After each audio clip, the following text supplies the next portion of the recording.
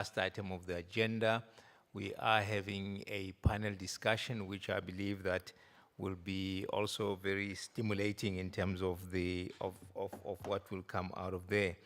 It is a panel, or the topic of the panel is optimizing policy management for effective implementation. In other words, we've said what we've said, but without implementation and without managing the process, we are likely not to achieve anything.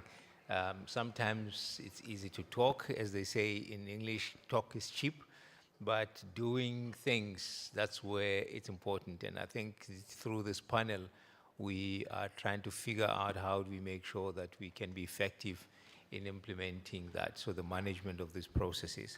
Mr. Julie will be leading this panel, and I'm going to ask him to come in front and ask the panelists as well to join us on stage as he takes us through. Let's just give them a round of applause, please.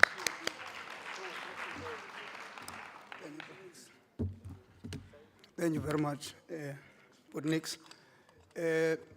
May I start by calling upon all the panelists for this session to come on stage. We were supposed to have 5 according to the original program, but we have changed it to 3. Now, without any order, just sit according to your choice, my good panelists. So let me take this opportunity to greet let me start with, was in our midst, I know and acknowledge that we've got our honorable council members of the TVET colleges.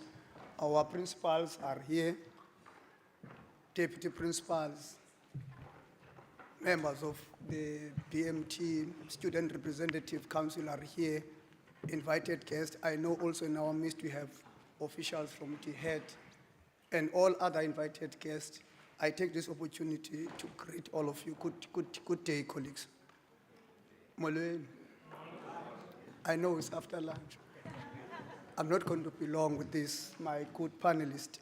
Fair share is going to be given to the plenary or to the floor so that they cover up with the 2 panelists that are not part. So, by way of introduction, my name is Matemba Julie. I work at TVET College as one of the campus managers there. It's an honor for me to be given this opportunity to do a simple thing to facilitate, very important though, this very important session which forms part of the last panelists that we're going to have in the program. And I must maybe as a disclaimer say it up front that before I came in here, there was no advertisement. So I was simply headhunted by the program director just to drive this. In case people they ask, so it's a disclaimer, it was just headhunting. But of course, on a serious note, ladies and gentlemen, I want to acknowledge and congratulate Lovedale TVET College about this initiative, because it seeks more than everything else to bring us together as a sector and start to acknowledge what is said to be a community of best practices. We are a region of the Eastern Cape, and we're very fortunate because Eastern Cape region, if you look at the outlay of the TVET, we are the only province or few amongst that are just having an identity of being one region, which is not cutting across maybe 2 other provinces as you would. So for sure, if we are able to build on this stone that Lovedale is putting before us today to continue, we'll go to greater heights, of course. My good principals, of course, we know there are initiatives that we are making in terms of putting us together, but how we wish is that it should not be ending only on the highest level of the scheme of things, if I may use that term, in the TVET College. We know we've got good gatherings as principals, deputy principals, but we would want to see a situation where we are able, in all the facets of the operation of these TVET colleges, wherein we are able to gather and share these best practices. So with those few words, I'll now give to my panelists just to briefly introduce themselves. I'm not going to mention their names, just as an icebreaker before they get into the business of today. briefly just to tell us about themselves and the topic that they will be sharing to us. Then we take it from there. Over to you, my good panelists. I'll start from my far left.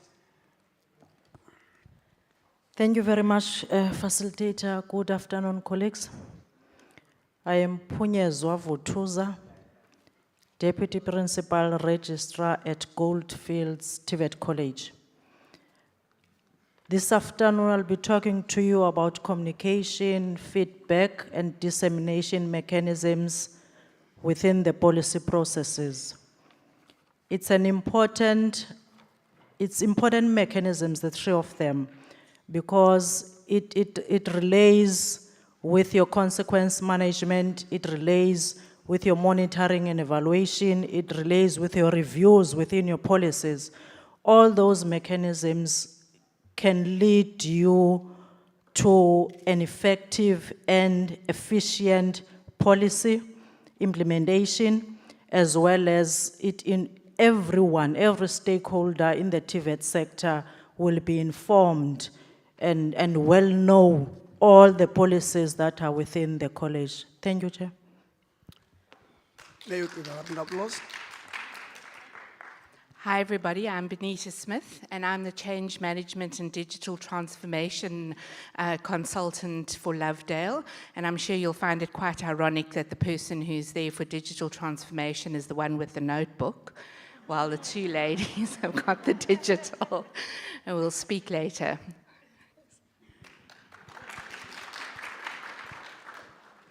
Good afternoon. Thank you, Chairperson. My name is Ngane Matikizela Khenene. I currently serve on the council of the Buffalo City College as its interim chairperson. I am also an NEC member of the TVET TGC, which is the umbrella body for all TVET colleges. I am sad, however, to note that not all colleges have subscribed or are affiliated, and it's something that I need to work on to understand, because some of the issues that we're discussing here will find resonance and a platform for resolution.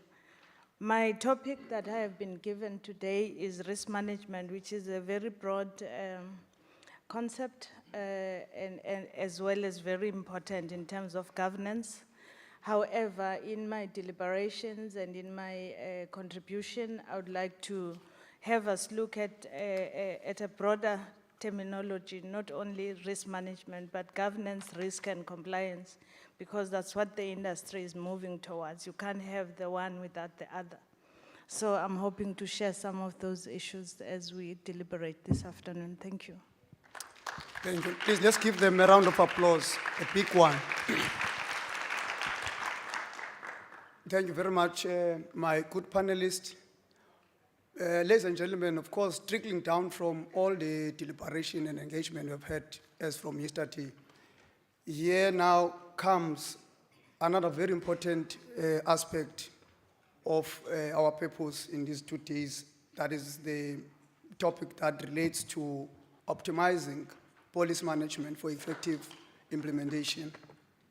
A lot has been said, but now how do we ensure that all the policies that we have developed are indeed managed and implemented for the success of the institutions that they are supposed to guide? Ladies and gentlemen, perhaps we need to start and acknowledge that if we go around and check the issue of policy implementation, it's a big challenge. I know all of us here, we are in one way or the other involved in a policy implementation. It affects us. But you can agree with me, it remains a big challenge in every facet of our operations, the part of the implementation. Then therefore the panel must indeed help us, to get some insight in terms of that aspect. What is it that is lacking? What is it that we need to do to ensure that the policies that are developed are implemented? In the cycle, of course, of a policy, because a policy has got a big cycle unto it. But this one, it seems to be lacking in many ways. And ladies and gentlemen, you will agree with me when we say, or I say that where there is an advancement of development, an indicator would be that a policy in that space has been effectively implemented. When you see people doing things, good things, maybe it's a school, maybe it's a college, you will agree that there is an effective implementation of policy in that space. So I think that is very important for us to note as we engage or about to engage the panelists. And again, another very important issue that we need to also take note of, ladies and gentlemen, is the fact that the lack of policy implementation, what it does to us as people that are supposed to implement that policy, there's many things that it does to us. Perhaps people need to stop and think about, maybe I'll share one or two. For instance, if you look at the cycle of a policy and the manner in which, and the resources and the energy and the time that we invest when we are developing a policy, when that policy is not implemented, you'll agree with me to say you have totally wasted the time and the resources of the state, and including the time of the people who are involved. Because you have developed this policy, but unfortunately, you are not now implementing it. That is another area which is also important, which must be addressed when we talk about what is it that we need to do going forward around the issue of policy management for effective implementation. Lastly, let me share and say, you will agree again with me, in every facet of the operation of the college, we'll find out that there's too much focus and emphasis on the policy development. 1, 2, 3 days, we're developing a policy. 1, 2, 3 days, we're developing a policy. 1, 2, 3 days, we're developing a policy. But the question, are we implementing that policy? So in a way, we need to have a sense of balance between the development and the implementation. Maybe through the insight that I'm going to share, panelists will be able to go out here and say, much as we invest too much time on the development of the policy, we must also take time to ensure that we manage and we implement the policies. I think if we could be able to reach out to that, we'll be able to get to the second level of our vision as the TVET colleges. Having said that, I will give to our panelists to take us through, but I will simply ask a few probing questions. I'll start from my far left with Mrs. Vutuza, who has just done her introduction about the topic that she's going to address. Ms. Vutuza, what innovative ways or strategies can be employed to effectively disseminate the policies to all relevant stakeholders in the TVET colleges? I think it's about the keyword there, it's about the dissemination of those policies.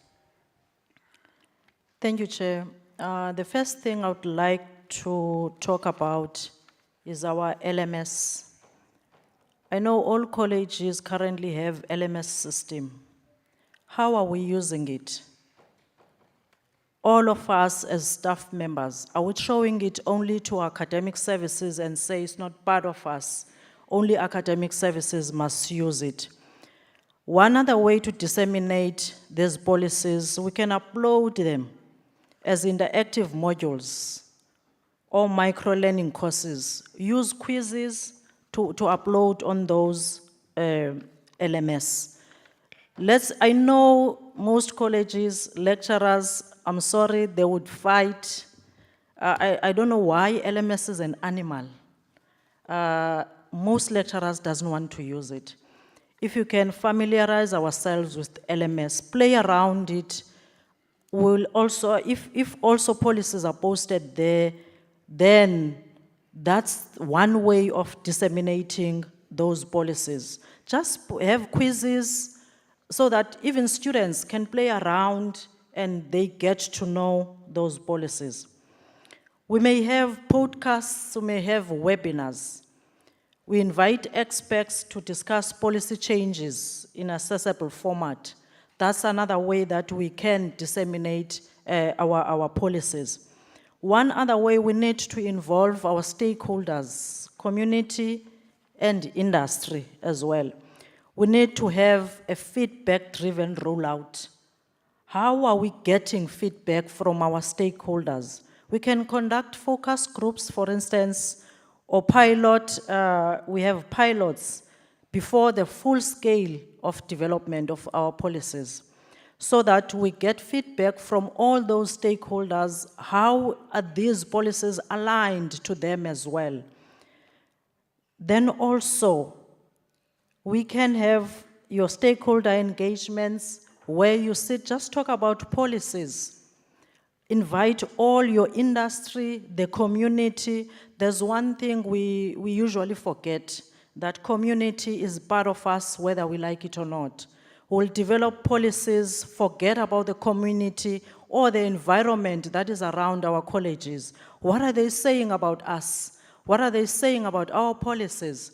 Do they have a say in our policies? We tend to forget that they can also have an impact, even in our programs that we're running, even in the management of our colleges. We can make use of the radio broadcasts. We use the community radios. Sometimes one of staff members would be there in the radio just to pose questions from the community about our policies. Let's not be afraid of getting our policies to the public. The public is the one as well that may assist us.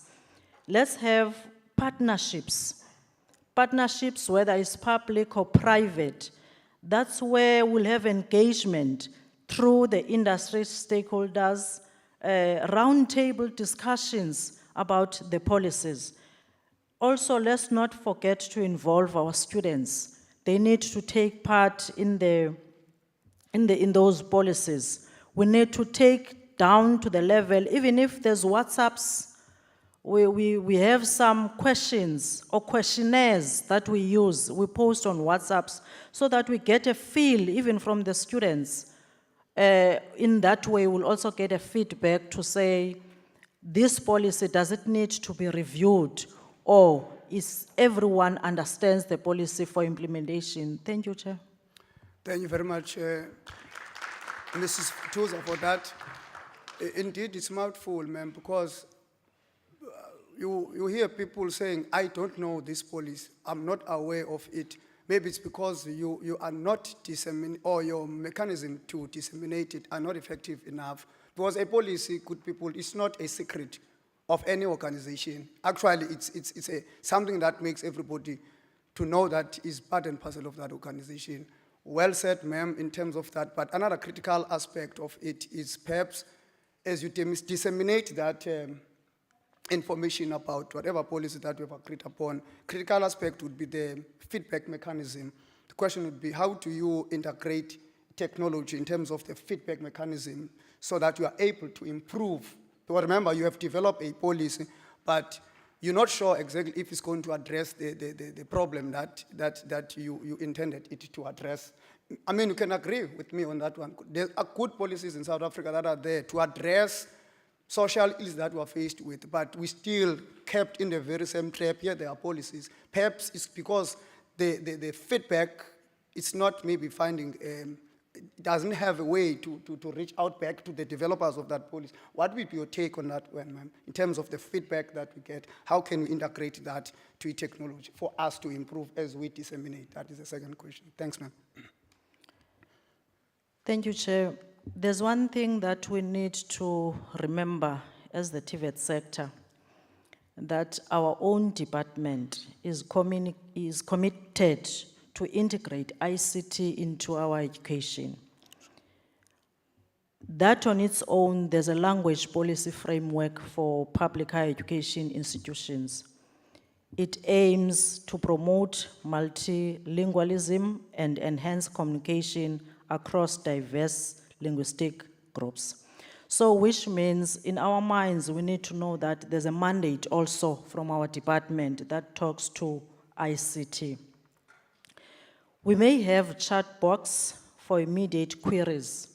What we can do is to deploy AI-driven chat box on official websites. Each college, I know and understand, there's an official website. If we can put those in those websites, we answer common questions and then we collect user feedback efficiently. We can have webinars and virtual workshops. We utilize the same web conferencing tools to conduct regular virtual meetings. In that way, we're ensuring that all our stakeholders can participate. Our stakeholders can participate regardless of their geographical location. It means wherever they are, they can participate in, because we're using the virtual workshops. We can have a centralized communication. I spoke of the LMS before. Let's use that platform. Let's not leave it only to academic services. There's a huge usage and there's huge activities that are in that platform. We can have surveys, automated surveys, where we can also put them in the LMS. In that way, then we can also get most of the feedback. And then in that way, the feedback will be coming mostly from the ground. If it comes from the ground, that's when we get a feel as to, do all stakeholders know what's supposed to happen? Do they know what they need to do? So we really need to create and manage groups on social media platforms as well. We can use our Facebook pages for colleges. We can use LinkedIn to share information or gather informal feedback. Sometimes informal feedback, we can use it effectively as much as it's informal.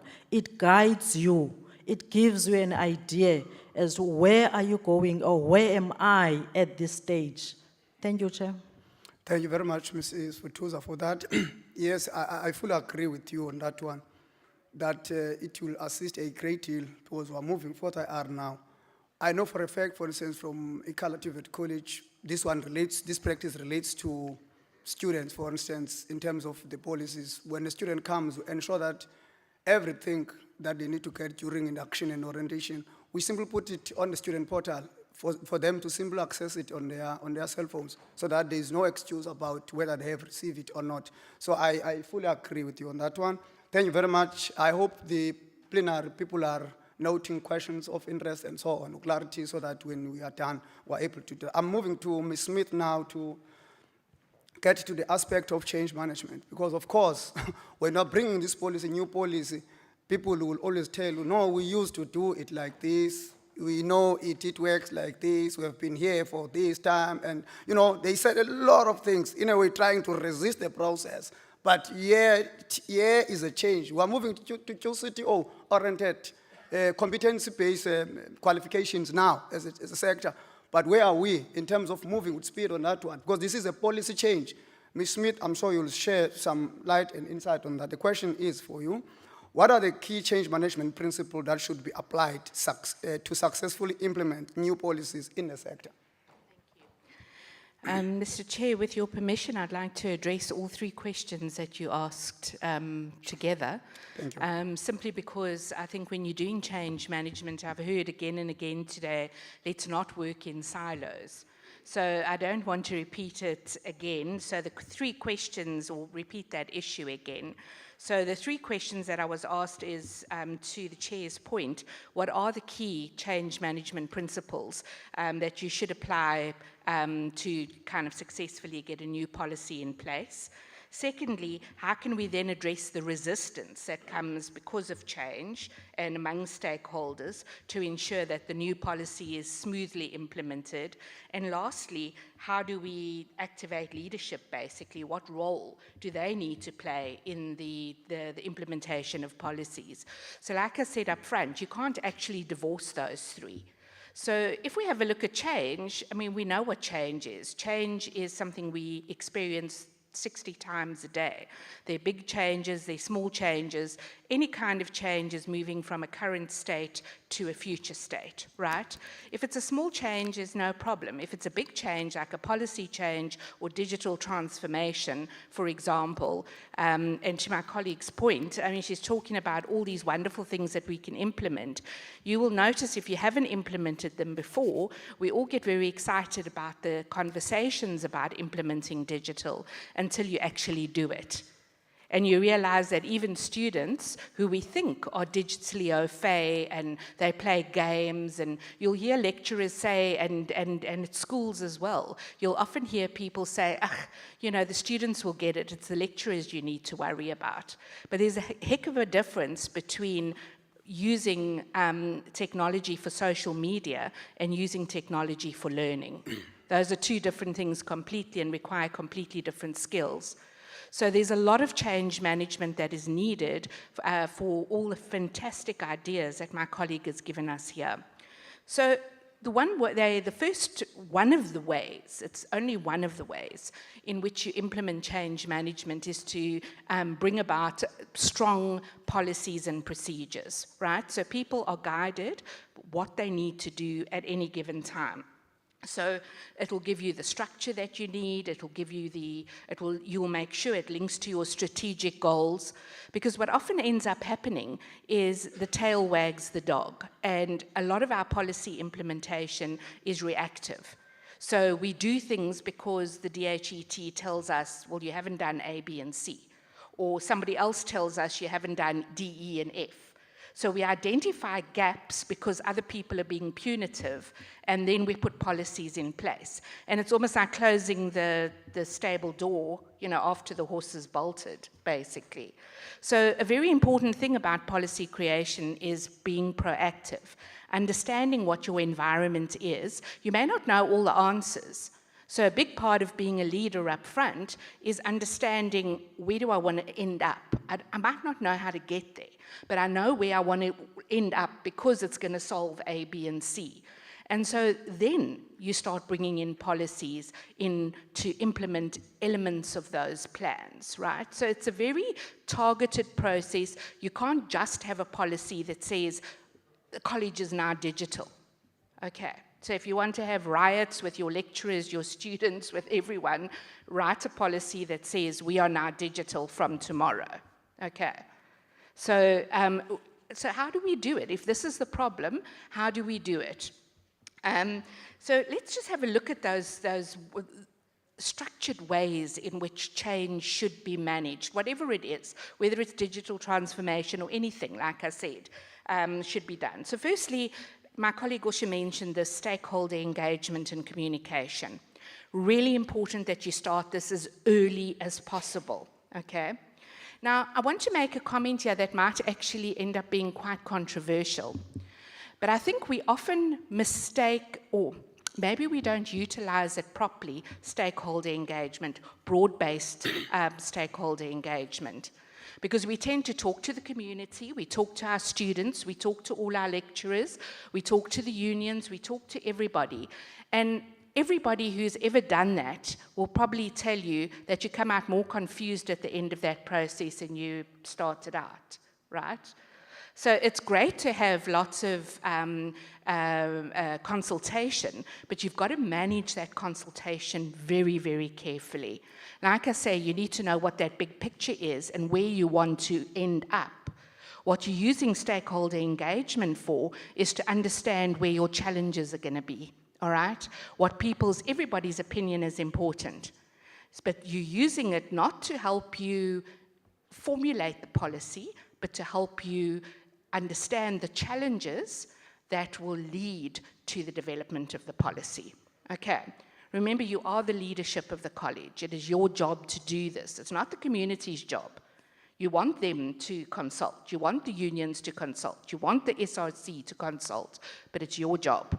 Your job is to make all of those people happy, and that is why you develop a policy which addresses all the challenges that you've identified in those stakeholder consultations. Also, communication has got to be very transparent. Don't lie. Don't obfuscate. Tell them exactly what I know, what I don't know, okay? And you can do that very authoritatively. You can go, I know what the big picture is. I may not know how to get there. That's why I'm consulting with you, but I'm telling you where we are in this process. It's a very important part of change management. If you're in any organization, think about yourselves at any given stage, you would end up being the most unhappy with a change when you haven't been consulted, people haven't communicated, you come to work the next day and suddenly there's a new policy or a new thing, or now I must do this or whatever. Right? It's very frustrating. And even people who are very supportive of their environment, love being lecturers, love being leaders, start to become negative because they weren't consulted in some sort of way and because people didn't ask them. They know something's not going to work, but nobody bothered to ask them, okay, as to how. So that's very important. So when you are communicating transparently, what is the change? What is the reason for the change? You know, we lecture students, and in my case, high school children, right? What we forget is that adults learn differently from students. And a big part of andragogy is give people the reason that they're doing something. So it's not we're just making this change, explain why that change is necessary. And it's not because the DHET said so. It's because what are the valuable, what are the value adds? How's it going to make your life different? How will it improve your life? That's the reasoning that you give. And then the last is what's that impact? So we're going to make all of these changes. For the short period, you're going to have a heck of a lot of work. You're going to do this, this, and this. But at the end of the process, you're going to be able to do that, that, and that. So these are the impacts. Don't lie about the impacts. Because we all go, oh, this is fantastic, we're going to do all of this stuff, and then they start doing the work, and that's when people start getting upset, right? So keep doing that. Also important about communication and stakeholder engagement, it's not a once-off thing, it's a daily thing, all right? And when I say it's a daily thing, it doesn't mean you must send an email or a WhatsApp or have a big plenary meeting or have Benita sit up in front like this. It is every manager, every lecturer, every general worker's job to buy into that communication and in their own job be the change, if that makes sense, right? So you've got to make sure that people are well prepared and are able to carry that out in the classrooms and on the fields. Every time somebody talks to them, the change is a conversation. It must be in your conversation, okay? All right, then policies mustn't be rigid. This is a big thing, and I think most policies are like that. We write these policies, they're great legalistic language, and nobody can understand them, and no one cares. They become these things that you just, I don't know, that you file, and that somebody can use if they want to kick your butt when they want to kick you out of the college or if you've got a legal issue, right? But if you've got proper policies, they will allow for phased implementation. So a policy can be developed over time, to my earlier point. You develop a policy, so if you are implementing digital transformation, then you're going to do it in a stepped approach. So only in the first step am I going to develop a policy and manage that. So it's like outcomes-based education, right? It's formative until you've got the entire policy. So you just have that phased implementation. It's also got to be reviewed periodically, obviously, for relevance. And lastly, contingency plans have to be in place for what if something goes wrong. So if you want to go digital, I can guarantee you that at some stage your Wi-Fi will collapse. I will guarantee you that your devices will be stolen. I will guarantee you there's just so much that can go wrong, right? So where in your policy and procedure are the contingency plans, the business continuity plans? And that will talk, I'm sure, to my colleague just now when we talk about risk management. That is done up front, not while you are in the process of it. It's part of the planning for change. Somebody else mentioned earlier training and capacity building, vital. And again, it's not a once-off thing. Remember, we talk about, there's been a lot of conversation about, and the maturity model earlier and so on, about being learner-centered. Remember, you're also a learner. We are lifelong learners. So when we are implementing change, you need to be very careful about the fact that you don't treat your colleagues, well, you lecturers, you should know better. You should know. What's your problem? Are you stupid? There's often that attitude that if people are struggling, that they're labeled as stupid. So you have to apply those same principles where you work with, you train in plenary or in sessions, and then you work, there's a plan to work with individuals in your organization, like with learners, to identify where the issues are and to address those gaps. So it's a constant training, upskilling exercise. It's not a change management plan. Change management for any program happens continuously. I'm nearly there, I promise. I can also talk all day. I'm sure you could understand. That's fine. Leveraging technology for policy compliance, very important, but again, not for the sake of it. By introducing technology, and you must, absolutely, but by introducing things like Moodle, using OneDrive or SharePoint to store your documents, using WhatsApp or Slack or whatever it may be to communicate, those are new things. Each of those needs a change management plan, okay? You can't introduce something new to disseminate a change management plan for another program, right? So your plan has got to take into place what people are familiar with and build them up towards the change so that it is efficient eventually. And then probably last but not least, somebody also mentioned this in the last plenary session, performance management. You can have lots of carrots, lots of training, lots of motivation, lots of this is going to be so lekker. But if you don't have performance management, you always, change brings resistance, right? So along with all the carrots, the training, the communication, the engagement, we're there for you, all of that, it's, you now know how to do this. If you don't do it, there are consequences, right? Because the college, with all our stakeholder engagement, the college has agreed that this is the best for us. Okay, that is why the policy and procedure is in place, and if you don't adhere to that policy and procedure, there are consequences for that action, and serious consequences, so that people understand that that is the part of the way we are. So I just want to make the final comment here, is just to say, especially with digital, any change is difficult, but especially with digital, you'll find a lot of pushback from everybody. We've been consulting quite a lot now, from lecturers, from parents, from community. They've got serious concerns, and they are valid concerns. That doesn't mean we shouldn't implement digital. What it does mean is I need a change management plan that takes into account all of those issues, my risk assessment, and puts in place a robust set of policies and procedures that are user-friendly, not in difficult language, that are easy to follow, and are obviously supportive of my stakeholders. Thank you. Okay. Thank you very much. Maybe I agree with you, Ms. Smith, in most of the responses you have made. But I can also state that there's also one that I'm picking when you talk of this change management that you are not mentioning, which you are doing. You were very smart. No, I was going to ask you 3 questions, then you said you're going to summarize. So maybe when you talk of policy change or change management, you must also talk about, I've got a question, but I'm going to ask it after I've given the third panelist member, Ms. Matikizela. Then I'll make that follow-up question to you. That one relates to the resistance. Just find a way to respond to it. Yeah. I'll hand over to Ms. Matikizela. Ms. Matikizela is going to handle the issue of risk management on this very same topic. But Ms. Matikizela, before you come in, I think you will agree, maybe even people in the House will agree with me on this one, that at least when former President Mbeki came into Parliament, and we were told that he found one of the oldest employees in the chambers there was working there, and then he asked him about his job, and then this old man said to him, "I am the tea boy." And then asked why. He said, "I'm a tea boy." Old as you are a tea boy.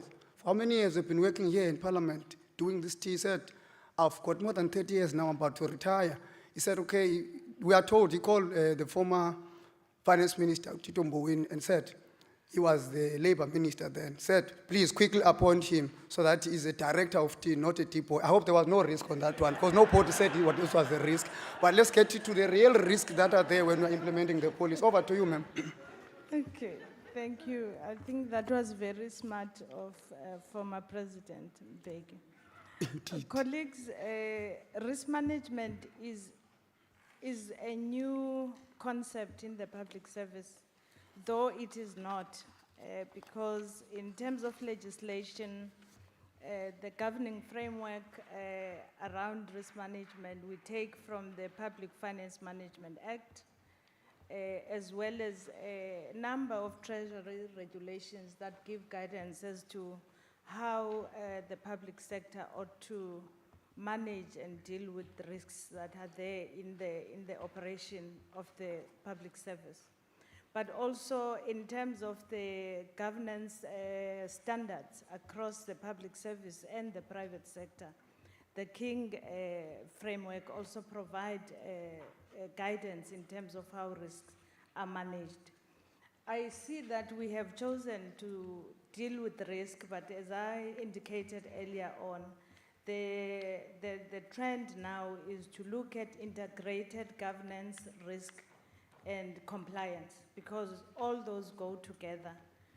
And the reason for this is because there is a growing regulatory environment which requires a higher burden on organizations to manage risks. And in our circumstance in the higher education, in the public service, there's a greater scrutiny from Parliament.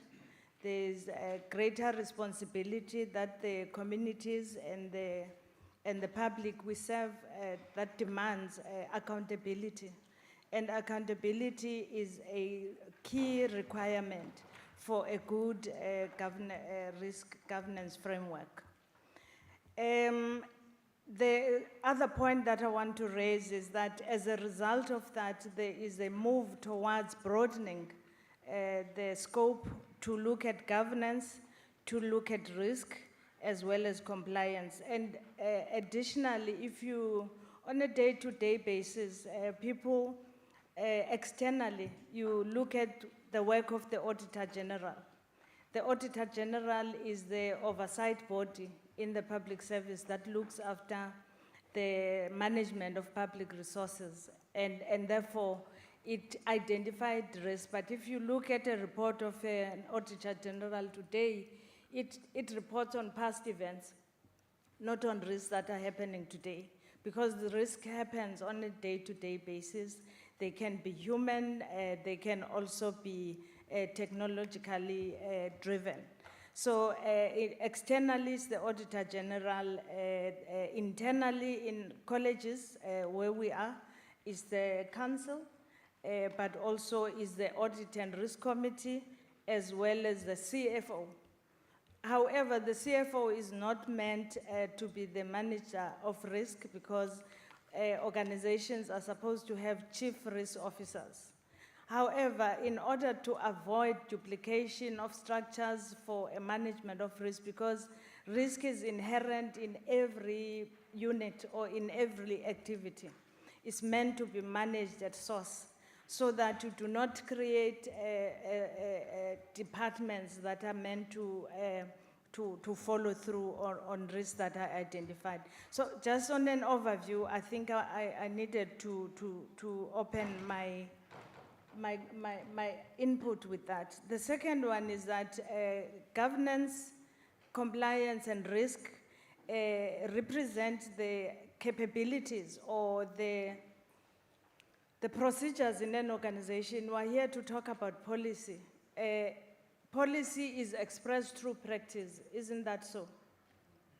And if there is no expression of the policy, then it means that the policy is not implemented and therefore is not adhered to. And that happens when there is no compliance framework to monitor and to check whether there is compliance with policies in the workplace. A typical example you will find in most colleges, and I like doing this, that there is a security and access policy that is there on the website. And if you go today, including my college, I tell the principal all the time, when you get to the front desk or the front gate of the office, you get through the security personnel, mostly physical. You then move to another one so there's one book which you sign, and most of the time you are checked whether you are bringing a computer or not. The next level you land at is another security official who also signs. Those two functionaries are often outsourced in most instances. And therefore, their duty is to look at the security from a physical perspective. When you land onto the organization and you get to be inside, the identification of risk is meant to happen from an internal protocol perspective that says what are the risks that happen on a day-to-day basis, whether it's students coming in with documents or with items that could be hurtful, or it's an individual bringing in a computer that could infect all the other computers. We get into a boardroom, I borrow. So there's various nitty-gritties that at every level require that one needs to check what is the inherent risk that exists in your environment. There is a great increase in what is termed reputational risk in the public service these days. And one of the most glaring one in the TVET colleges is the risk that is brought on by other external factors, including the risk that is posed when students go on strike. It is a risk that is not in control of the colleges, but it poses the biggest risk to the academic year in terms of the disruptions that happen, but also to the safety and security. And yet there isn't a mechanism that deals with how does the college system or the higher education system manage those risks. So these are important. That one of the first things that one needs to do in identifying and managing risk is to identify the type of risk that exists in his or her organization. And I've mentioned the issue of security. I've mentioned the issue of disruptions caused by students for whatever reason they would be unhappy about. But there's also the risk of integrity in terms of a college that is known, for instance, for bad practices or for reports and after reports of corruption that you would find. That becomes a risk on its own.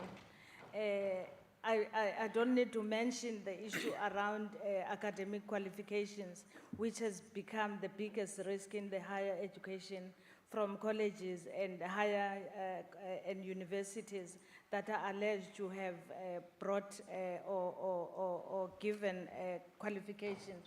That on its own is a risk that universities and colleges must deal with. On an issue of moving forward, the cost of addressing and dealing with risk is very high, because it requires that you must have a system in place that must be able to identify the risks. And those risks must then be upgraded as well, because in terms of the audit and risk committee framework, each entity or each organization is supposed to have a risk management matrix that lists the risks in order of priority, and then must have a mitigation strategy to deal with those and identify. And one of the other things that is important, which I've mentioned, is the issue of establishing a risk reporting and oversight framework to manage and monitor those. And initially, I mentioned the structures that are responsible for that, internally and externally. Chairperson, my closing remarks, because we need to allow the plenary to ask the questions. When implemented in silos, I would like to end on that note that when implemented in silos, risk management is not effective. Hence the move towards governance that the council at the highest level must be able to monitor the risk metrics that I've spoken about, that the identification of the risks led by the finance directorate or the chief financial officer with a compliance unit. I'm not sure how many colleges have got a compliance unit. I think it's a new thing. I know in the public service, one of the highly effective compliance units is that of the Gambling Board. I know because they are a highly compliant organization. So it's very important that those three areas are looked into overall, so that there is a mechanism to look and be visible in terms of managing that risks. I would like to end on that note, Chairperson. Thank you very much, ma'am. Let's give a round of applause, ladies and gentlemen. Thank you very much from all my panelists and their inputs and insight on this topic from different lenses, of course. Ma'am, maybe after the questions from the floor, you must keep a follow-up question that will have to respond as you would wrap up around the issue that you have mentioned of Auditor General having or doing backwardly in terms of avoiding audits. What is it that needs to be done to avoid that, so that at least in the policy formulation we're able to incorporate, so that moving forward we're able to address that. Ladies and gentlemen, I'm going to open it now to the floor to ask questions to the panelists without any order, as you have been listening and your point of interest have been identified. Can I take hands?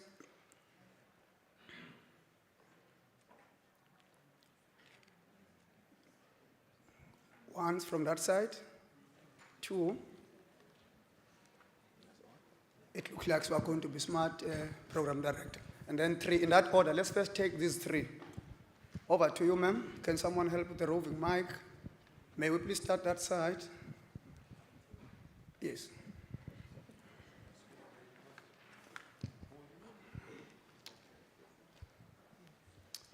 Okay, it's fine. She can start in the interest of time. You go ahead. Thank you, sir. My name is Zandile Soyigo, an SRC secretary from Lovedale TVET College, King Campus. Responding to the point of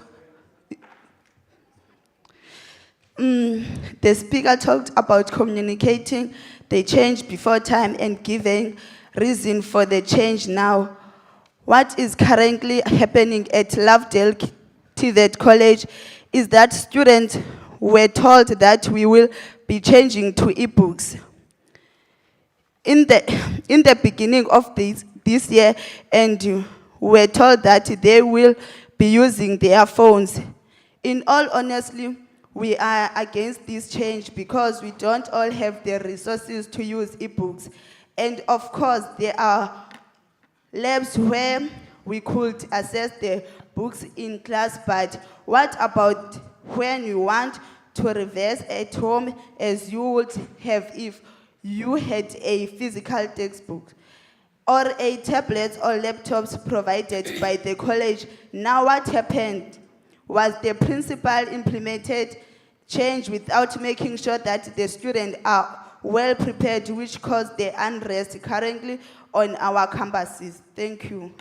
Thank you very much. As a member, I'll allow panelists to quickly respond so that we engage, even if you, I know Ms. Smith, you will have perhaps to lead on that one, because it relates to what I've asked and said back it, because it speaks about resistance to a change. That question, may you please share it? Oh, well, no pressure. Zandile, that's fantastic. And this is exactly the kind of the input that a person needs when it comes to change management. You want robust debate from everybody, respectful, which is what it was. And she raised a lot of very good points, and those will be taken into account when we've got our change management plan. Part of what we're doing is testing it in the environment, and you'll notice that at Lovedale we've got a very small cohort of students who are comparatively using ebooks so that we can test that on behalf of everyone else. And please rest assured that contingency plans are being put in place to support the students with all the issues that you actually have mentioned. And those will be forthcoming quite soon. So, yeah, I mean, I don't know if you want to No, thanks. add anything to Letu, but yeah. You want to add, Program Director? If I may, sorry, Chair. Oh, okay. If I may add on that, with change management, always there's a need for a phased-in approach.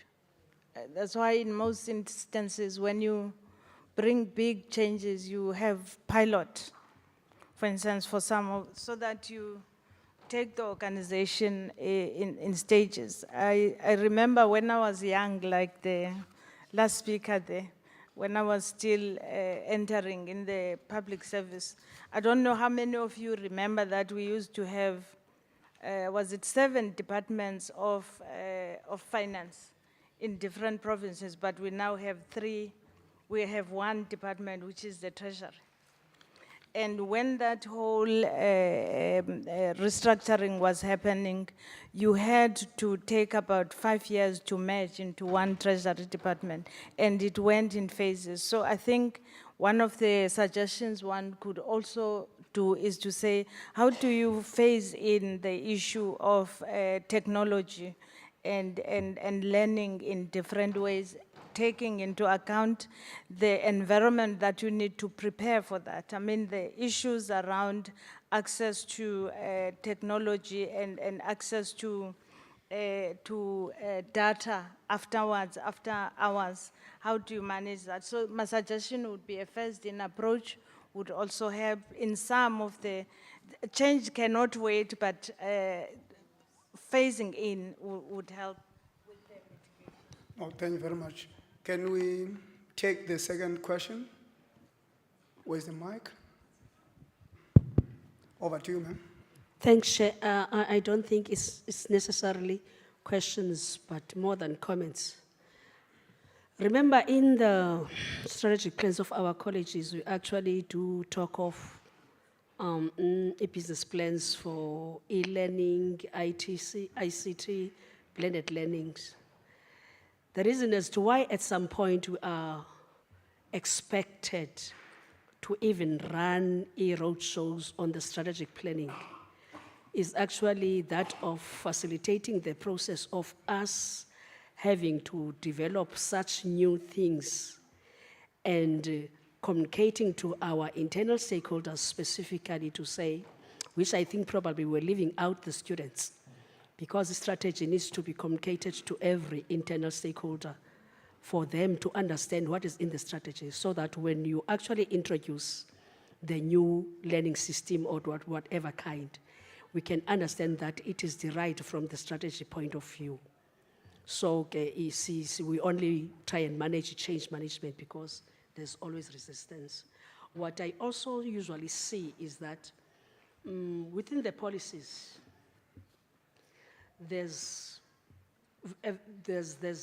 lack of procedure manuals that we need to take into consideration, whereby even if there's a policy, then institutions find themselves unable to necessarily implement that particular policy because there is no procedure manual, and that is expected to be developed by a particular deputy principal, of which they are not experts. Management are not experts in policy development.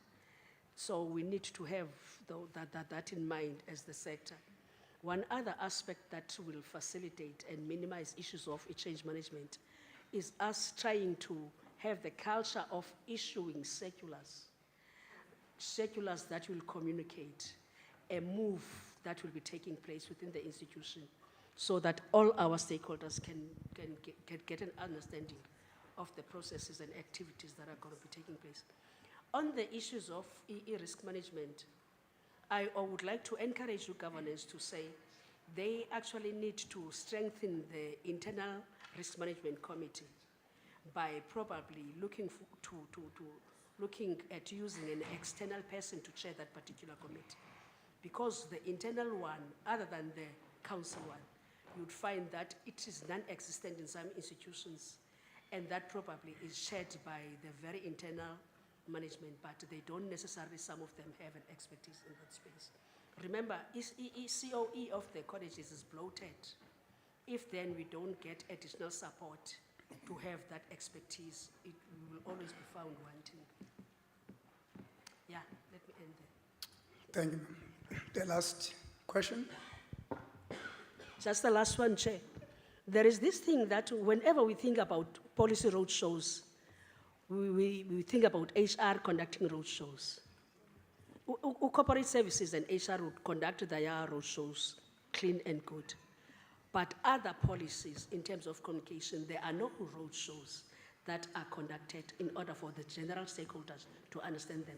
Probably is one area that we need to improve on. Okay. Over to you, sir.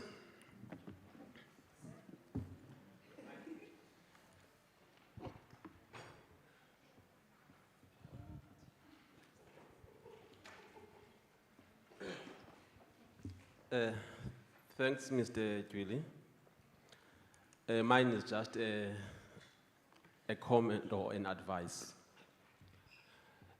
I think now it is high time that as institutions of higher learning or as colleges, we prioritize the services of the internal audit function.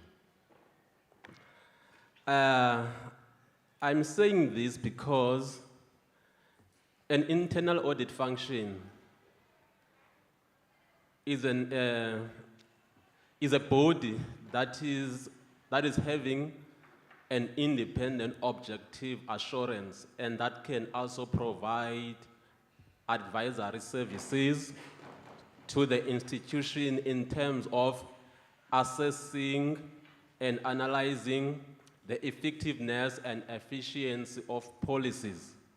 So from the discussions that we are having here, or we've been having from yesterday till now, to me it becomes clear that policies are available, but unfortunately there is no communication of those policies to all the stakeholders of the institution. There is no understanding of the policies, there is no clear interpretation, and there is no commitment to uphold those policies when the need to implement them has arisen. So I think it is important that those services of the internal audit, because an internal audit function is an independent body of the institution. So if we can make use of that particular institution or that particular function, because now there's this issue of risk. There's this issue of risk. If a policy is not implemented, automatically a risk will arise. And it is important that when a risk arises, we analyze the risk, we assess the risk, we understand the nature and the extent of the risk, because a risk has got two sides. It is inherent. At the same time, a risk can be a detection risk. A policy itself has got a risk because it cannot address certain issues. So that is inherent. On the other hand, a policy may not be applied correctly, which will lead to a detection risk. So it is important that we ensure that we prioritize that particular service. Thank you. Thank you very much, my brother. My panelists have got 3 minutes for you to do closing remark. I'll start with you, ma'am, and then in that order. In a minute, summary of what we... Thank you very much. Just maybe with the last speaker, and I appreciate the comments from the rest of the people that have given. I want to ask a question to the room. When does a risk manifest itself? When do you know that there's a risk? It's when there's a problem.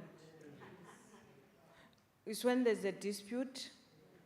When do you know that you did not comply with your human resource policy? When there's a grievance? Yes, Masimiye go AG UPA. At the institutional level, those are indicators to you that your risk framework ought to pick up. It's everyday things.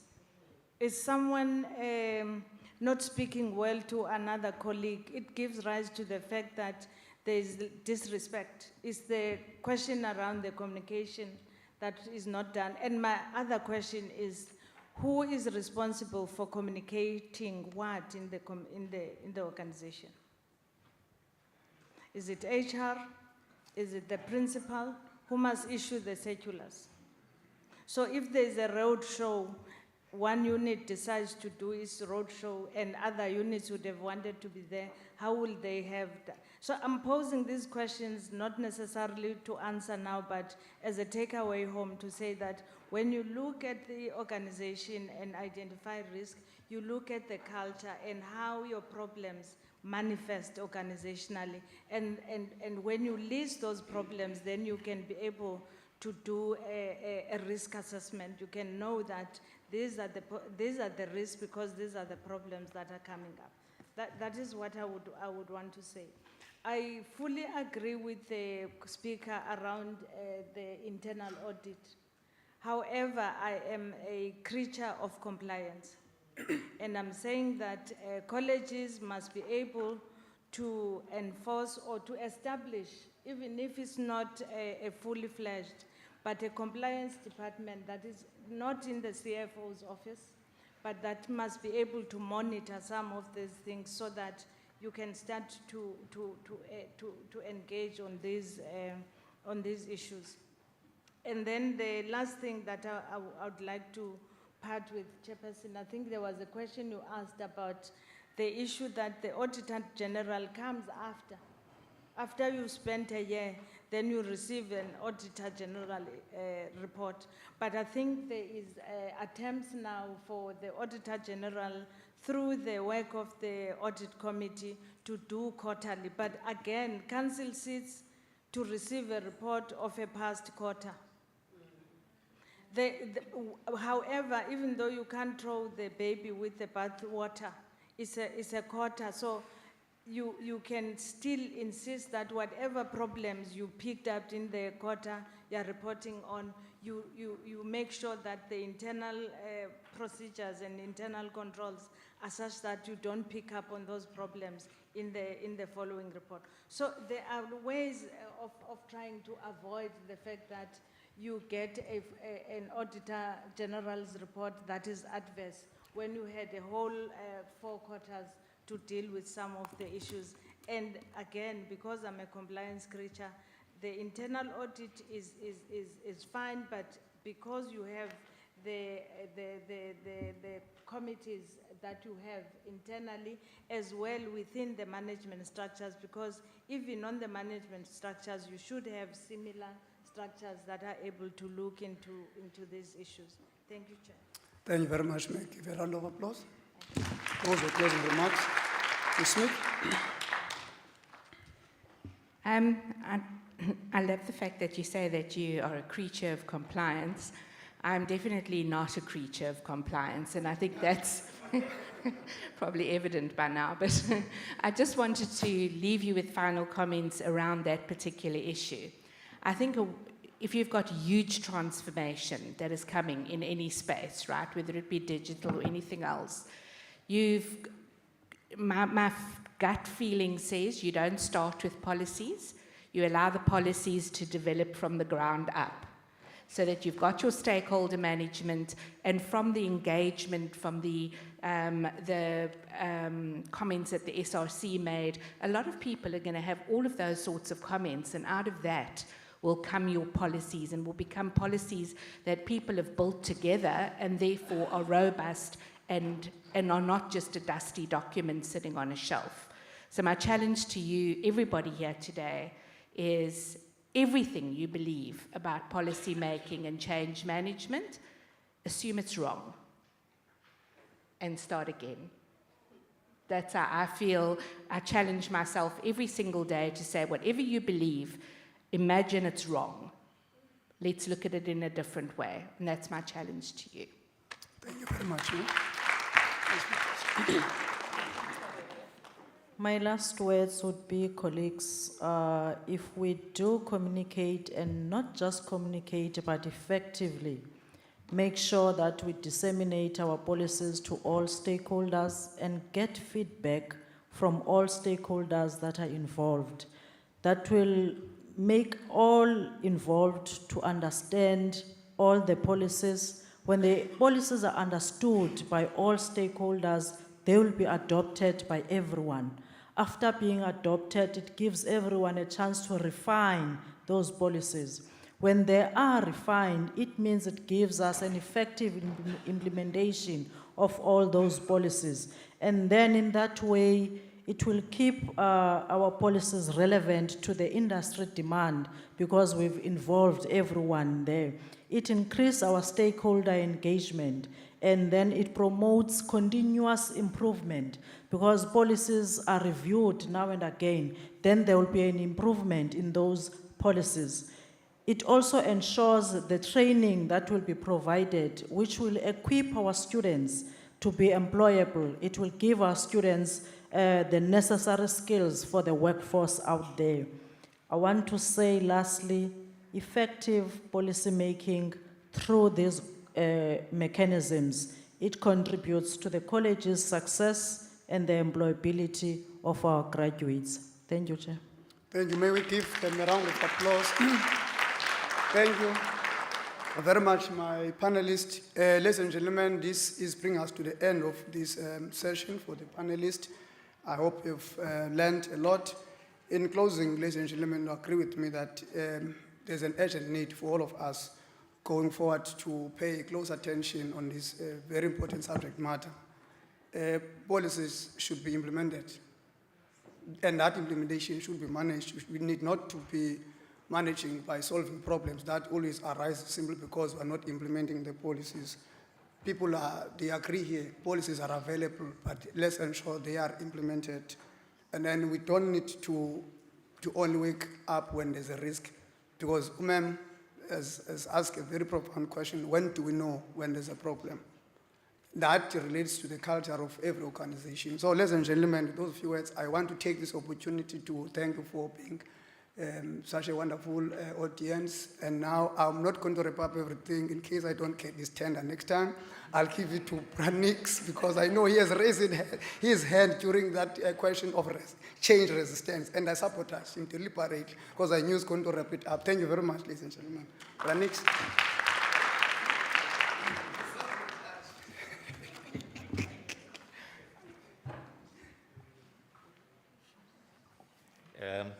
Thank you very much, Mr. Julie. You did well. I just couldn't resist the temptation to say that's a beautiful case study, and I was really keen to hear how our panelists are going to address the case study that was posed by the SRC leadership. By the way, thank you very much for bringing a case study to the table. I thought that was really good.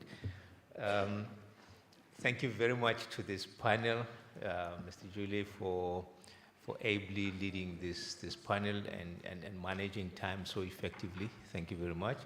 And thank you to our panelists. It was really good. I don't know about you sitting here, but it feels like we could do this every day. We learn a lot from these kinds of interactions, and thank you so much. We're about to take a short break. Again, 10 minutes, and then yeah, let's follow the principal's example. Let's just give them a round of applause we're going for a 10-minute tea break instead of 15 minutes. 10-minute tea break, and then let's be here. Let's all aim to be seated by 5 to 3. 5 to 3. Let's be back seated, so that we can have our last item on the on the program of the conference. Thank you, ladies and gentlemen.